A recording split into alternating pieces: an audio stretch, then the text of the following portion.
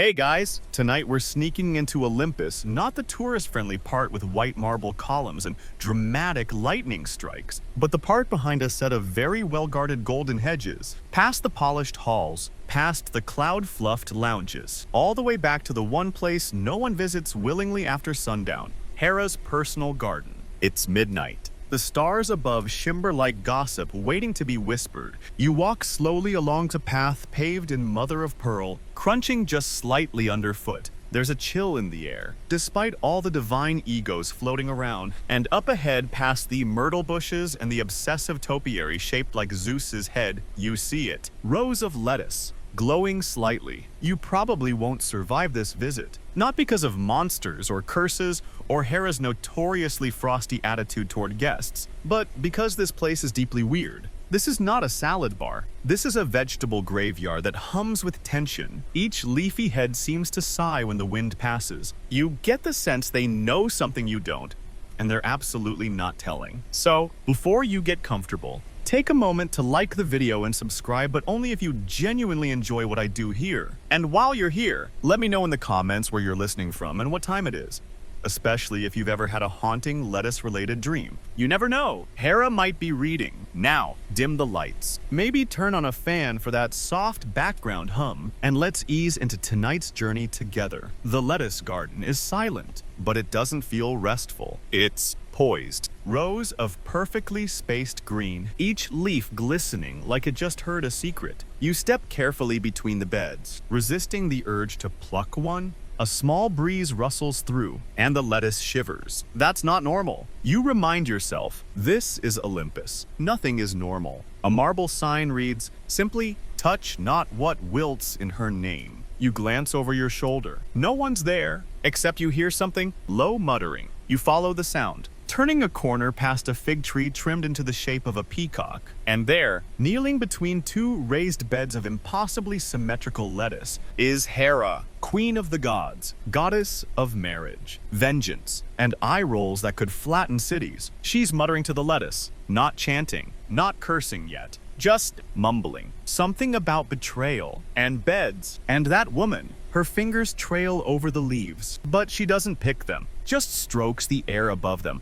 like one might hover over the surface of a frozen pond. Historians still argue whether Hera actually cursed lettuce, or if this was a long-standing misinterpretation of fertility rites, but here she is, and she looks deeply unamused by the presence of roughage in her royal domain. A faint glow pulses beneath the soil, not enough to light your face, but enough to suggest that this garden is less meditative courtyard and more botanical vault of ancient marital trauma. There's a bench nearby. You sit. You're not afraid yet, just alert. Lettuce shouldn't feel this serious. And Hera, without turning around, says aloud, they never understand. But they always plant it again. You blink. She walks away. The lettuce sways, and you realize something here has been growing for a very long time. You sit on the cold stone bench a little longer than you meant to, because frankly, you are still recovering from the sight of Hera talking to lettuce. Not metaphorically, not through a servant, not in a majestic, thunderous decree. No, she was kneeling, whispering to the rows like they'd offended her in a very personal way. You finally stand, walking slowly between the garden beds again. The air smells like crushed mint and damp earth, fresh, clean, but also unsettling. It's too still. No bees, no birds, just leaves. Silent and perfect. Sitting like well-behaved children in a classroom no one dares speak in. You stop in front of a particular patch slightly older, less vibrant. The lettuce here has wilted just a little, not from neglect, but from something else. A quiet decision to droop. These aren't dead leaves. They're grieving. Which brings you to Hera's obsession. This isn't a hobby. This isn't gardening, it's therapeutic energy. This is a vendetta. Every lettuce planted here has a purpose. And it's not for eating, it's for remembering. Hera doesn't garden because she enjoys it. She gardens because she's watching something die very slowly. Let's rewind. You walk along a curved gravel path, each step echoing slightly, until you reach a carved plinth. A stone tablet sits on top, weathered, mossy, and just legible. The inscription reads, "Let what grew in her name never stand tall again." And now the muttering makes sense. You think back to earlier myths, old ones, rarely told now, the kind that got trimmed out of family-friendly retellings. Myths where gods held grudges through objects, where vegetables weren't just metaphors, they were monuments. One of Hera's favorites, lettuce, but not for dinner, for punishment. She didn't always hate it. Some say she used to bless it back when it was linked to fertility and growth. Early Greeks grew it in spring and served it during festivals celebrating marriage and birth. Fresh lettuce symbolized vitality, renewal, but that was before her. You kneel beside a leaf and peer closely. There's a single drop of something not dew, thicker, amber-like. You don't touch it. That's when you hear Hera again, somewhere deeper in the garden, her voice low, almost warm. He laid with her in a bed of it. So we're getting specific now. This garden isn't about just fertility. It's about what happened to it. Scholars still argue whether Hera's curse was based on the death of Adonis, the betrayal of a nymph, or some forgotten ritual involving wilting greens and bad timing. But one theory holds that the goddess began to associate lettuce with loss, intimate loss, love that ends badly, desire that dies too quickly, a short-lived affair. Buried beneath leaves that were once tender, now sagging, you glance around the garden. Nothing here blooms, no fruit trees, no olives, just row after row of lettuce, all grown to the exact point before bolting, before flowering, then harvested, not eaten, just turned under, a cycle of disappointment. You reach the back of the garden, where a marble basin collects rainwater, stagnant now, speckled with petals from something unseen. Hera stands nearby, her back to you, staring into it. "You think I'm petty," she says without turning. You consider lying. She continues, but they never remember the body count in the stories, only the drama. You shift uncomfortably. She leans forward slightly. Her reflection ripples. The lettuce behind her rustles again, as if it too is tired of being misunderstood. You don't speak, because there's nothing to say, only to witness. You step back from the basin, giving Hera a wide berth, not out of fear exactly, but out of respect. The kind of respect you give a thunderstorm you don't want to talk back to. She doesn't look at you again. She doesn't need to. You've heard enough. As you make your way along the side paths, the lettuce rows seem to shift subtly, just enough to remind you they're part of this conversation too. Each one bows a little, not in greeting, in mourning.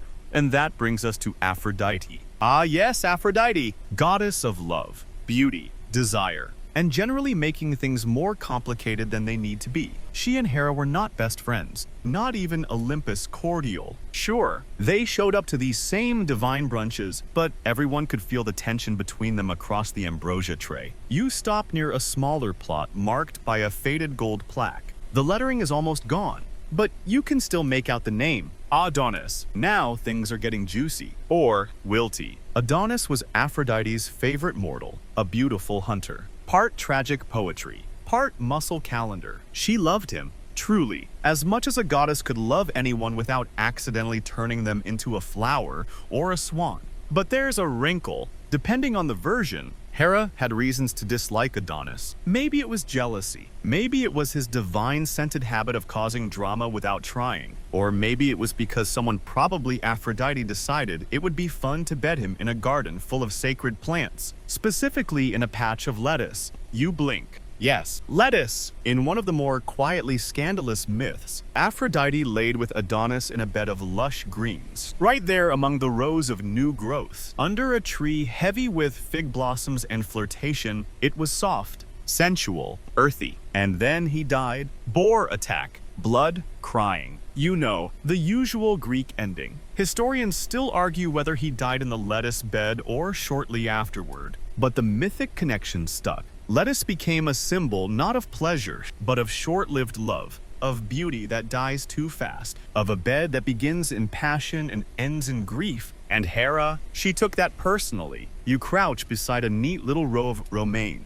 trying not to think about the last time you saw lettuce this serious. The leaves here are sharp, too upright, like they remember. Some fringe scholars believe Hera created this garden as a mockery, each row a reminder to Aphrodite of what she lost. Others argue it's a kind of tomb, a vegetative memorial planted and replanted to mark the cycle of betrayal. You brush a finger along one of the outer leaves. It's damp, but not with dew. It feels almost like breath. You pull your hand back, and now you start to notice it.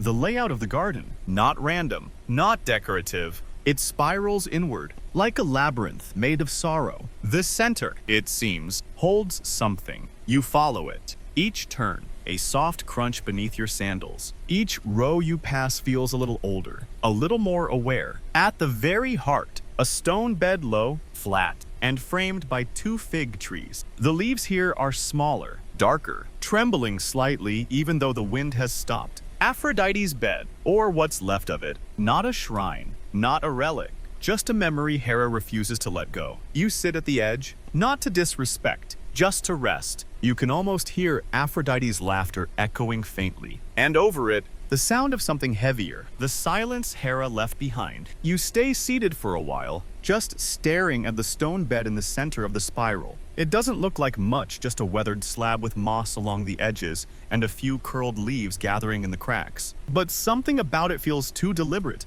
like a tomb, or worse, like a reminder that no matter how beautiful something starts, it can always end in stone. This, apparently, is where Adonis died, or where Aphrodite wept, or where Hera decided that lettuce would never again be innocent. It depends who's telling the story. You stand slowly, dusting off your hands, and walk a slow circle around the stone. The air here is cooler, still, and the plants near this center look more wild than the rows you passed earlier. Some are half-bolted, their leaves stretching toward a sky that doesn't care. Others are collapsed, melted into the soil like they gave up mid-season. This is grief in garden form, and it all goes back to Adonis. You follow the memory trail now, deeper into myth. Adonis wasn't just Aphrodite's favorite mortal, he was the template for doomed beauty. Born from a complicated family tree involving trees, his entire existence was a bit cursed. But Aphrodite fell for him hard. She even hid him in a box once to keep him safe from Hera, which, in hindsight, is a terrible plan. And when she finally let him out of hiding, he did what all Greek heroes seem to do: ignored warnings, hunted too far, and got gored by a wild boar. Some say it was just bad luck. Others claim it was Ares, Aphrodite's jealous war god ex-boyfriend, disguised in porcine form. Historians still argue whether the boar was symbolic of rival deities or just a lesson in maybe don't fall asleep in gardens you made love in. But what stuck was the lettuce, because that's where he died, or where Aphrodite laid him to rest. Either way, the image burned itself into ritual. Lettuce became a symbol of death in life, of love interrupted, of beauty gone limp too soon. You walk past a rusted spade, half buried in the soil. The handle is wrapped in olive leaves, decorative, or ceremonial. You're not sure. A small wooden box sits at the base of the fig tree. Inside, dried petals, a lock of golden hair, a tiny bronze dagger barely sharp enough to cut cheese. Someone left offerings. Recently, you begin to understand this isn't just about Adonis. This is Hera's quiet revenge. Not against him, really, but against her, Aphrodite, the goddess who always won the beauty contests, who laughed at propriety, who walked barefoot through the sacred groves Hera built with precision and rules. Aphrodite didn't just seduce mortals, she seduced meaning, took fertility from Hera's realm and sprinkled it with petals and chaos. And Hera, order-loving, marriage-bound, rule-enforcing Hera hated that. So she took back a piece. She took the lettuce and cursed it on it to never again bring joy. You kneel at the bed once more, letting your hand rest gently on its corner. The stone is warm, not from the sun, from memory. And in that moment, you finally feel it. The slow pulse of something ancient, not divine exactly, but committed. A promise to never let beauty go unpunished. You rise. The lettuce doesn't move, but somehow, you know it's watching. You move slowly now, slipping away from the stone bed and deeper into the garden's spiral. The paths are tighter here, the air heavier. The lettuce rows are older, some gone to seed, others tilting as if tired of standing upright. It's not decay, it's deliberate. These are beds of symbolism. You find yourself thinking less like a visitor and more like an archaeologist of emotions. Every leaf feels like a metaphor, every wilted stem, a sentence Hera left unfinished. You stop before a patch that looks different, not because of the lettuce itself, but because of the objects placed among it. Clay bowls, small urns, bits of ribbon tied to wooden stakes. They're offerings, yes, but strange ones. Not food, not wine, but fragments of things that once held something else.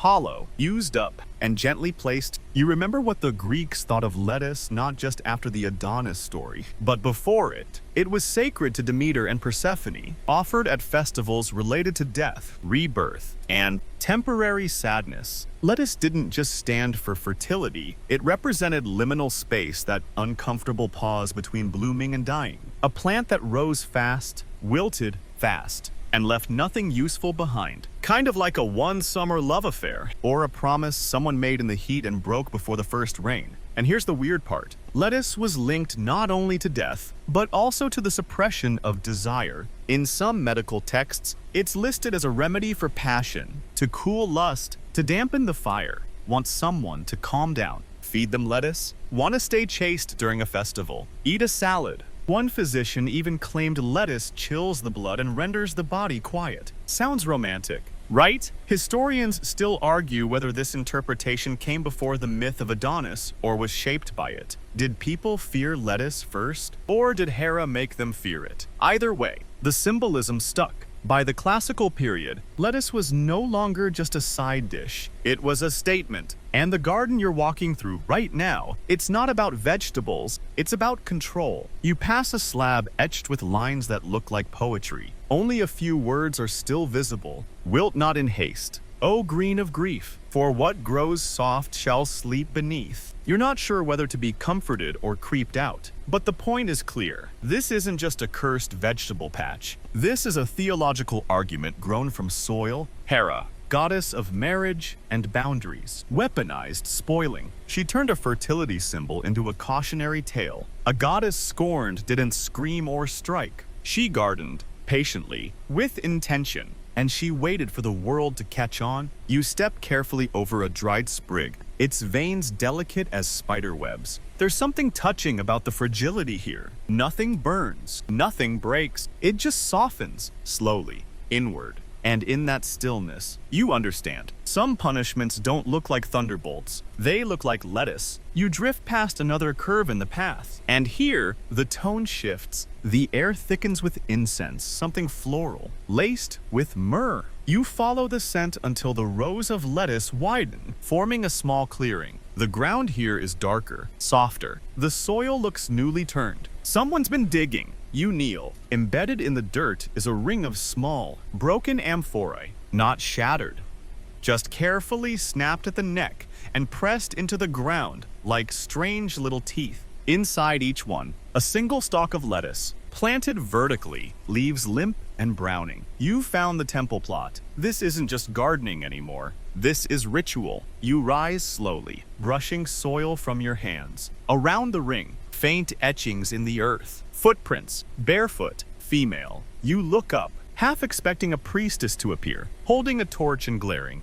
But no one's here, not anymore. You've stumbled into what was once a sacred rite, likely part of the Adonia, a festival dedicated to Adonis, especially popular among women. And the odd part, it wasn't about celebrating him, it was about mourning him. During the Adonia, women would plant quick-growing herbs, lettuce, and fennel in shallow pots or broken containers. They'd water them, watch them sprout quickly, and then wilt just as fast. No harvesting, no eating, just growth and death, side by side. Historians still argue whether these rites were formalized religion or personal protest. Were these women grieving a myth, or mourning something else, perhaps the fragility of life, or love, or the roles they never got to choose? You walk the circle, your steps slow. At one point, you notice a folded piece of linen buried beneath a lettuce stalk. You lift it gently. Inside, a single bronze coin and a dried pomegranate seed. Offerings, silent prayers, symbols of passage, of descent, of something left behind.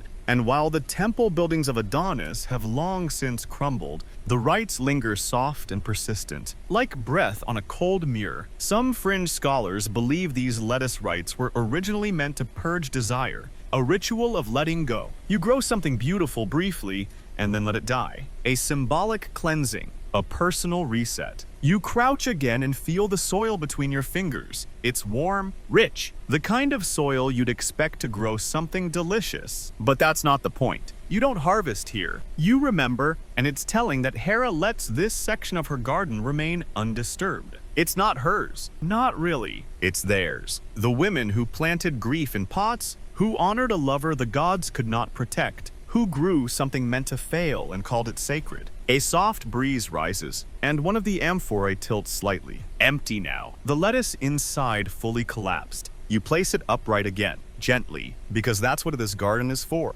Not repair, ritual. You step beyond the ring of ritual amphorae, your feet light now, cautious, as though you've just tiptoed through a sacred memory you weren't entirely invited into. The air smells stronger here, not like rot, but like overripe sweetness turning just the edge of unpleasant. You wrinkle your nose, and then you see it. A long marble table set beneath a vine-covered trellis. It's not set for guests. No cushions, no goblets, no roasted anything. Just bowls, dozens of them, shallow, wide, cracked with age, inside each. Lettuce, chopped, torn, wilted, drenched in something vaguely sticky. You've reached the part of the garden where things get theatrical. This is the feast of rot. No, that's not the official name, but it might as well be. You walk slowly along the table. One bowl has slices of pickled turnip arranged like petals. Another holds what looks like mashed figs fermented. Probably the main ingredient, though always lettuce. Slimy, sagging,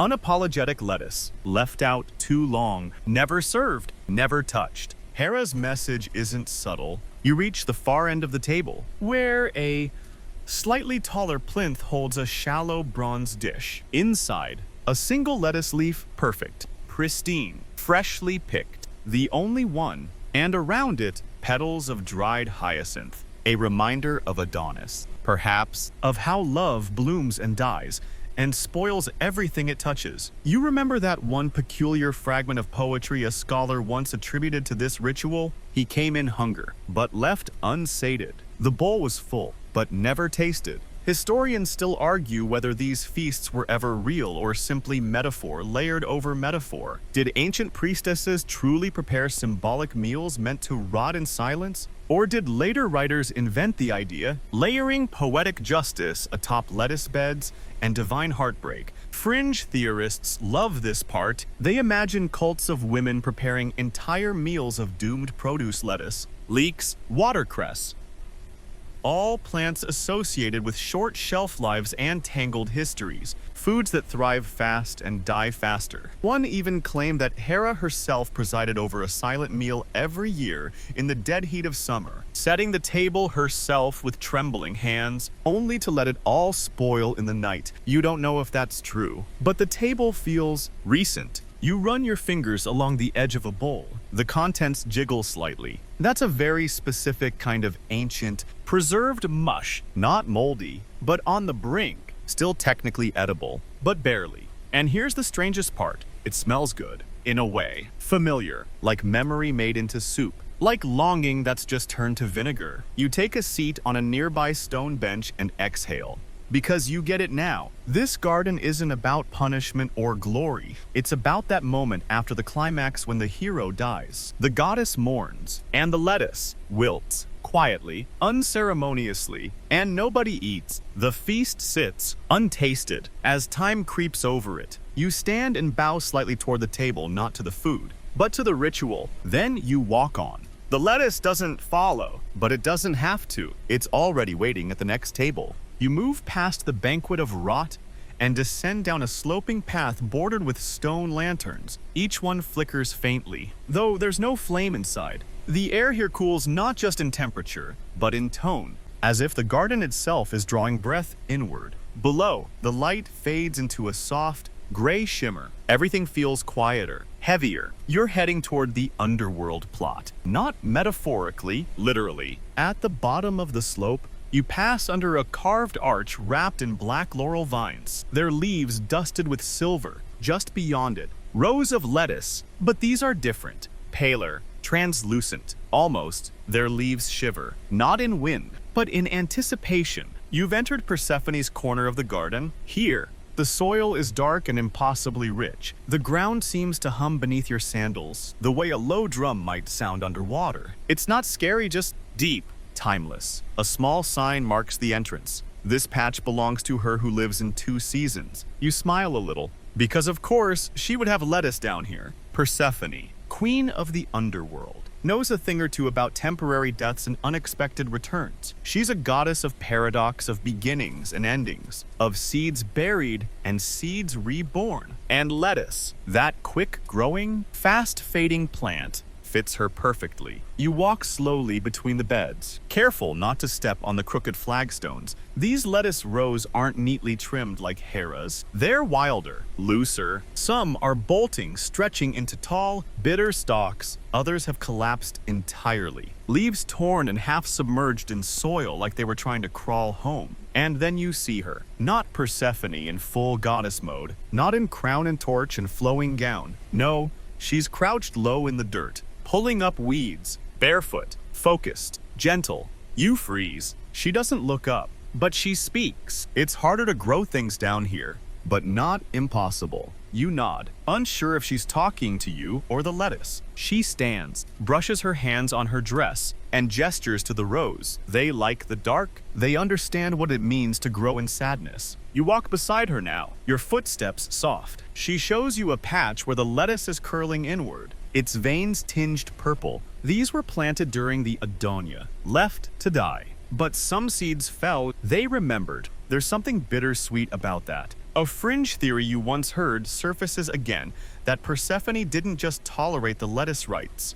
She absorbed them. That in some myths, it was her temple, not Aphrodite's, that welcomed the mourning women. That she was the one who taught them how to grow pain gently and let it rot properly. Historians still argue whether these rituals were meant to honor the dead, suppress lust, or simply give women something to do when everything else was taken from them. You crouch with her and run your hand over the soil. It's warm, living, and despite the underworld settings, everything here feels patient. Lettuce dies quickly, Persephone says softly, but it teaches you how to grieve in miniature. She smiles not broadly, but enough. You leave her there, tending her garden in the half-light of a place that knows how to wait. And as you climb the slope again, the air warms behind you. The lettuce doesn't wave goodbye, but you feel it. You move past the banquet of rot and descend down a sloping path bordered with stone lanterns. Each one flickers faintly. Though there's no flame inside, the air here cools not just in temperature,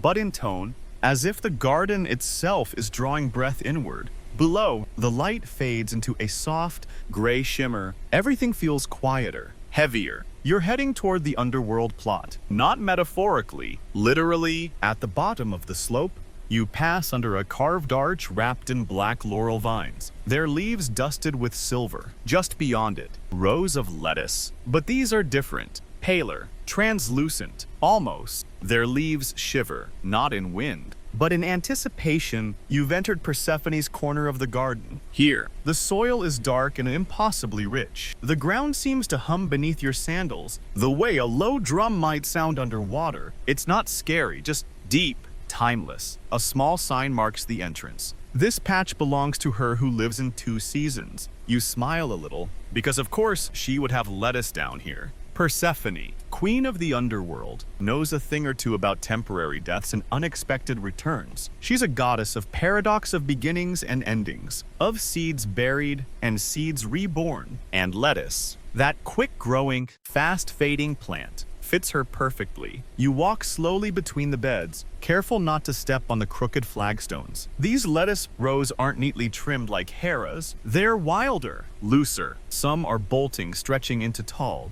bitter stalks. Others have collapsed entirely, leaves torn and half submerged in soil, like they were trying to crawl home. And then you see her, not Persephone in full goddess mode, not in crown and torch and flowing gown. No, she's crouched low in the dirt, pulling up weeds, barefoot, focused, gentle. You freeze. She doesn't look up, but she speaks. It's harder to grow things down here, but not impossible. You nod, unsure if she's talking to you or the lettuce. She stands, brushes her hands on her dress, and gestures to the rows. They like the dark. They understand what it means to grow in sadness. You walk beside her now, your footsteps soft. She shows you a patch where the lettuce is curling inward, its veins tinged purple. These were planted during the Adania, left to die, but some seeds fell. They remembered. There's something bittersweet about that. A fringe theory you once heard surfaces again, that Persephone didn't just tolerate the lettuce rites. She absorbed them. That in some myths, it was her temple, not Aphrodite's, that welcomed the mourning women, that she was the one who taught them how to grow pain gently and let it rot properly. Historians still argue whether these rituals were meant to honor the dead, suppress lust, or simply give women something to do when everything else was taken from them. You crouch with her and run your hand over the soil. It's warm, living. And despite the underworld setting, everything here feels patient. Lettuce dies quickly, Persephone says softly, but it teaches you how to grieve in miniature. She smiles not broadly, but enough. You leave her there, tending her garden in the half-light of a place that knows how to wait. And as you climb the slope again, the air warms behind you. The lettuce doesn't wave goodbye, but you feel it. You continue your slow drift through the rows, feeling the weight of silence settle back onto your shoulders. It's not oppressive, just dense, like a library where even the plants are keeping secrets. And just ahead, something catches your eye. A patch of lettuce surrounded by glittering mulch. Not your everyday garden compost. You crouch for a closer look and realize this isn't mulch. It's crushed pearls, tiny fragments of shell, glimmering dust, a faint aroma of citrus and sea. You've arrived at the strangest part of Hera's garden where the soil itself is enchanted. You run your fingers along the top layer. It's cold, not damp. Not dry, just a soft, almost metallic chill. And when you lift a handful, it shifts like powdered moonlight. This is magical mulch. Don't breathe too deeply. A voice murmurs nearby. You turn. It's another nymph, older than the last. Her skin is pale like polished marble, and she walks barefoot, as if gravity's a suggestion. She gestures toward the bed. That patch is for mood control, she says. Divine temper management. You glance at the lettuce. It's unusually straight, perfectly upright. No wilting, no curling. It unnerving. Grows best when Hera's angry. She adds, like that explains everything. And it kind of does. The soil, apparently, responds to Hera's moods. If she's furious, the crushed pearls shimmer brighter. If she's brooding, the ground warms. If she's annoyed, just mildly annoyed, the lettuce grows sideways, refusing to obey gravity out of spite.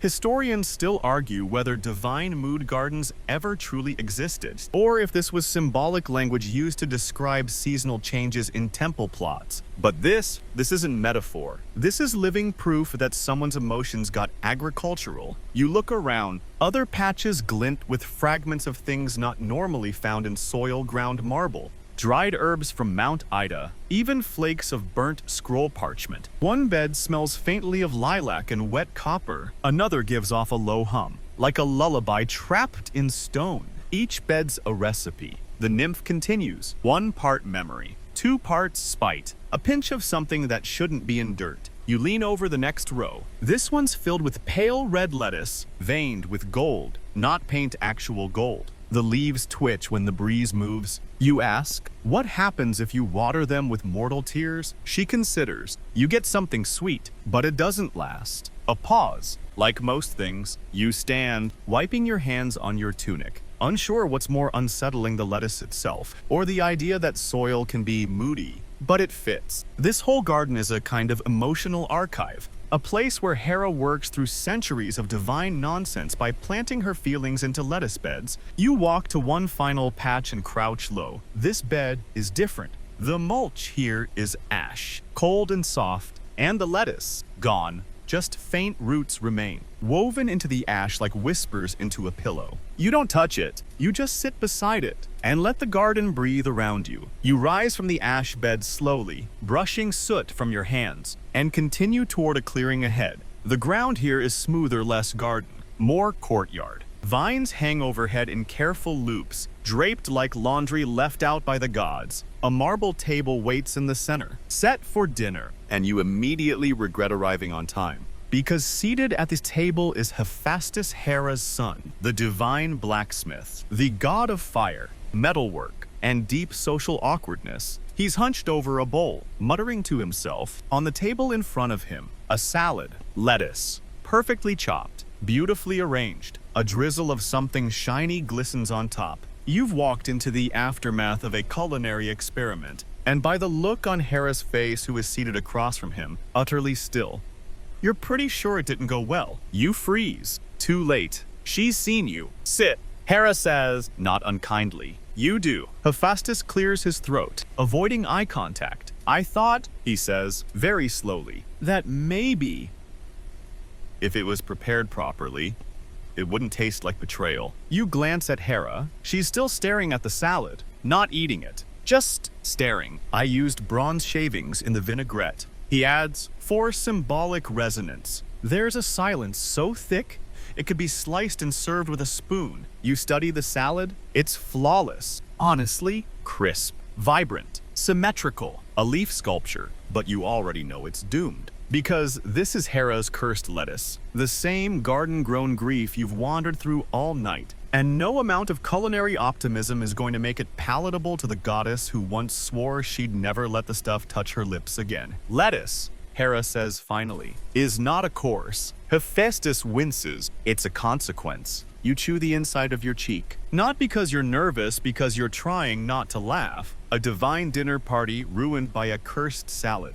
It's the most Greek tragedy thing you've heard all week. Historians still argue whether gods actually consumed food in the same way mortals did, or if eating was symbolic in exchange of essence, not digestion. Some scholars believe divine meals were performative acts, designed to express ideas. Others think they really just liked dinner. You lean back slightly and ask, cautiously, why serve it at all? Hephaestus shrugs. I thought it might help her move on. Hera doesn't blink. I am not a mortal widow, she says, voice cold and smooth. I do not move on. I plant. And there it is. The entire philosophy of this place, summed up in 3 words. She doesn't forget. She cultivates. You glance at the salad again. The leaves have begun to curl, just slightly, like they know they've failed. Hephaestus sighs, picks up the bowl, and carries it away, probably to hurl it into Mount Etna or donate it to a tragic culinary archive. You rise and thank Hera softly. She doesn't answer, but her eyes linger on the space where the salad sat. Not in hunger, not in anger, just in thought. You leave the table quietly, and the vines above you rustle not in wind, but in agreement. You leave the dinner courtyard behind. Walking through a narrow corridor of myrtle bushes and ivy, the air thickens again, heavy with the scent of old ink and dried petals. You emerge into a small amphitheater, tucked into the edge of the garden like a forgotten thought. Stone benches curve around a central platform, and on that platform,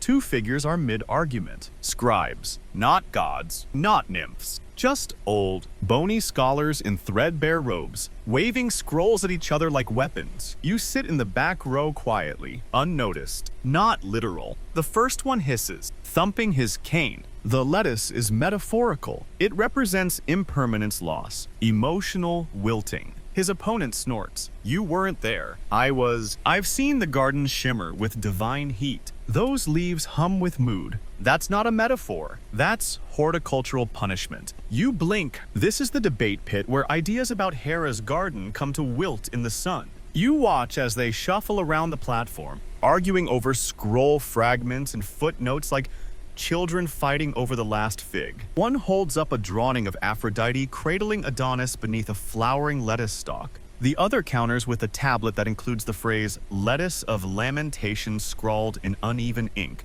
It's gloriously petty. Historians still argue whether the ancient sources took Hera's lettuce garden seriously or viewed it as poetic exaggeration. Some texts from early dramatists reference it in passing, always with a smirk. Others describe it solemnly, as a site of mourning and divine tension, a place where rituals were performed not to heal, but to preserve bitterness. You sit with that thought for a moment. Preserving bitterness. That's not something mortals are supposed to do, but the gods, oh, they excel at it. The debate shifts. Why lettuce? One scribe demands, why not poppies? Or rue? Because it wilts. The other hisses. Fast, it droops, it sulks. It doesn't die in fire, it just gives up. You nearly applaud, but then a third figure appears from the shadows, quiet, younger, scrollless. She doesn't argue. She simply says, maybe it was never about the lettuce. A pause, silence thicker than clay. She continues, maybe the garden isn't about Aphrodite or Adonis. Maybe it's about what's left behind when things end badly. And Hera, she doesn't forgive, but she doesn't forget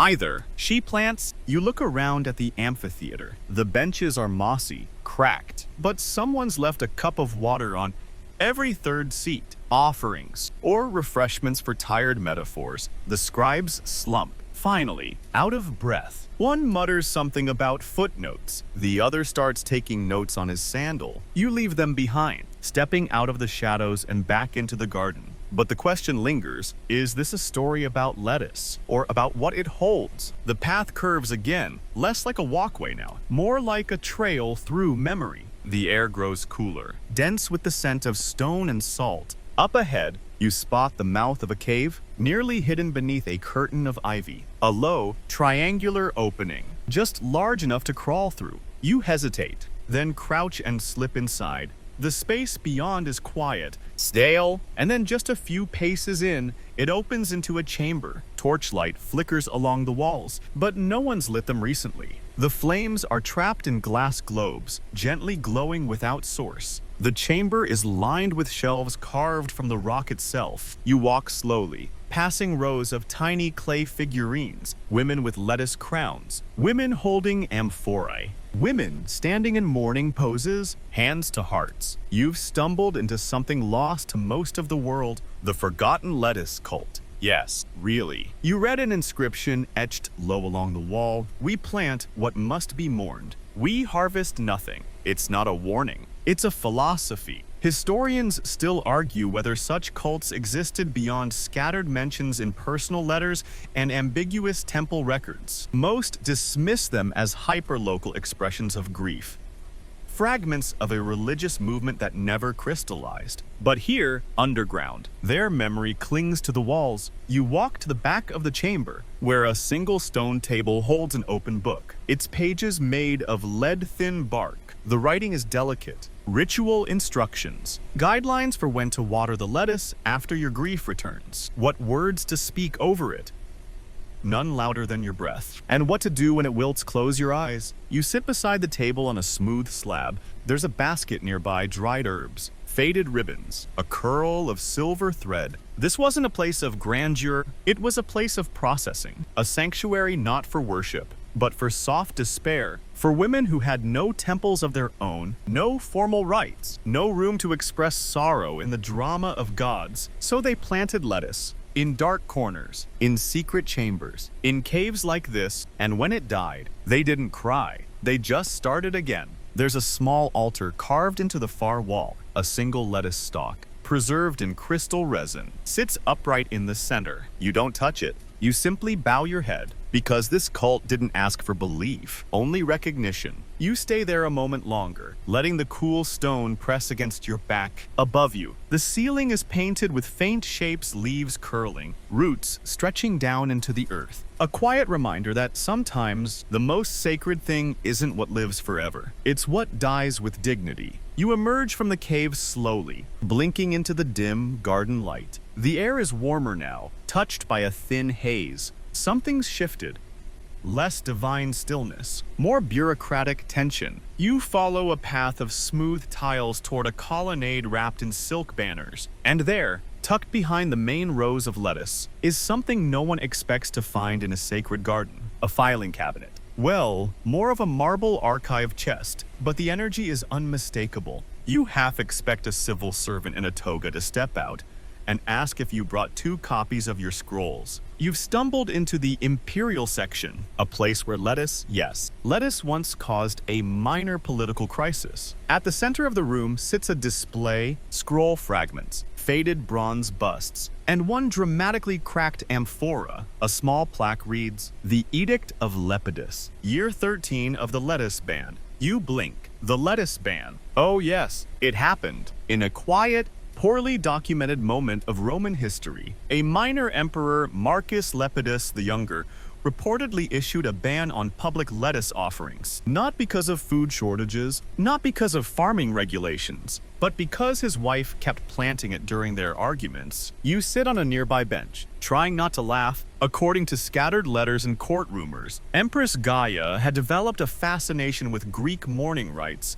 specifically the Adonia, and whenever the imperial couple fought, she'd go out into this garden and plant a row of lettuce in dead silence. No speeches, no dramatic exits, just planting. And Lepidus hated it, not because he disliked lettuce, but because he believed she was invoking divine grief to win arguments, which, honestly, she probably was. Historians still argue whether this ban was ever officially enforced. Some scholars think it was more of a symbolic decree, like banning sighing or meaningful glances. Others believe there really was a brief, absurd moment when public lettuce rights were treated as sedition. You wander through the archive, spotting a half-burned letter with the line, "And still she plants, though I forbid it." Her silence louder than any Senate vote. You can't help but admire her. The lettuce, it seems, had become a kind of passive resistance, a soft rebellion, not fiery, not loud, just persistent,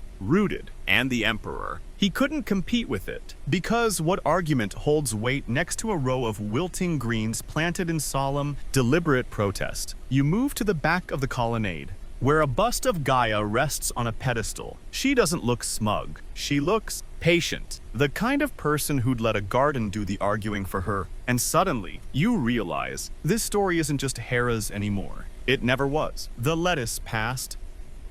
Hands became signal and symbol for anyone who couldn't shout, but needed to be heard. It was planted by priestesses, lovers, widows, empresses, anyone whose grief or fury didn't fit into official temples. You step outside again, leaving the marble behind, back into the dirt, where things grow and wilt and get remembered anyway. You follow the final curve of the garden path now, the tiles giving way once again to soft, packed earth. The sky is dimming into deep blue, and the air has the sleepy quiet of a place that knows its own story too well to rush the ending. You arrive where you began, Hera's garden, the original rose, the earliest plantings, the oldest grudge. But it looks different now, not because the plants have changed, but because you have. Every leaf seems fuller with meaning. Every bit of soil feels heavier with centuries of watching, listening, waiting. The lettuce doesn't shimmer, doesn't whisper. It just is, still growing, still cursed. You sit beside one of the earliest beds, low and wide,